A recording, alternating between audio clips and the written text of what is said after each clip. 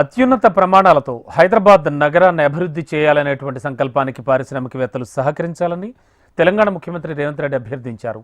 దావోస్లో world economic forum, confederation of Indian industry, hero motor corp సంయుక్తంగా నిర్వహించినటువంటి round table సమావేశంలో తెలంగాణ ముఖ్యమంత్రి రేవంత్ రెడ్డి కీలక ఉపన్యాసం చేశారు.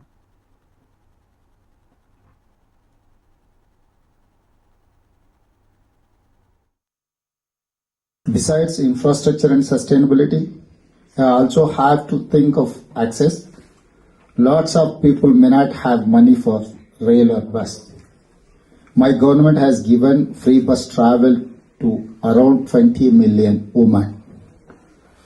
Empowerment of women, empowerment of marginal people through mobility is a big achievement for my government.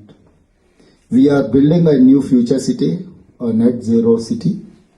We want to build the world's best mobility options in this city. Finally, we want to move our people fast. We want to move people at very low cost. We want to move people in a sustainable way. I want investments to help build urban mobility infrastructure to move more than 40 million people across Telangana. My 3 words: fastest, greenest, lowest cost. Thank you one and all. Thank you.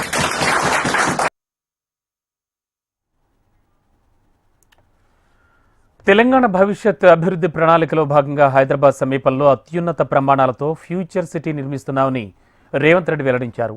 పర్యావరణ హితంగా హైదరాబాద్ను net zero సిటీగా మార్చాలనే కార్యాచరణ ప్రణాళికతో ఉన్నామన్నారు.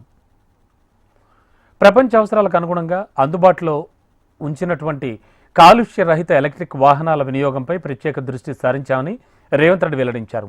హైదరాబాద్ రోడ్లపై అత్యధికంగా electric వాహనాల సంఖ్యను పెంచే దిశగా అడుగులు వేస్తున్నామన్నారు. గ్రేటర్ హైదరాబాద్ సిటీలో ప్రజా రవాణా వ్యవస్థలో 3000 ఎలక్ట్రిక్ బస్సులు నడపబోతున్నామని తెలిపారు. శరవేగంగా అభివృద్ధి చెందుతోన్న హైదరాబాద్ను ప్రపంచంలోనే అత్యంత వేగవంతమైన పర్యావరణ అనుకూల నగరంగా తీర్చిదిద్దేందుకు అంతా కలిసి రావాలంటూ కోరారు ఆయన. హైదరాబాద్ శివార్లలో ఏర్పాటు చేసే డ్రై పోర్ట్ నిర్మించి వేర్ హౌస్ హబ్గా తీర్చిదిద్దుతామన్నారు.